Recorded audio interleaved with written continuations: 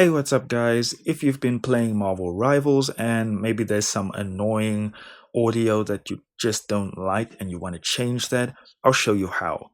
First thing to do is subscribe to the channel. After that, you want to go to the options cog on the top right, go to settings, and from there you want to go to audio. Now in audio you have two sections, your normal audio and your combat mix. In your normal audio you can set up things like voice chat, set up your actual mic, and so forth.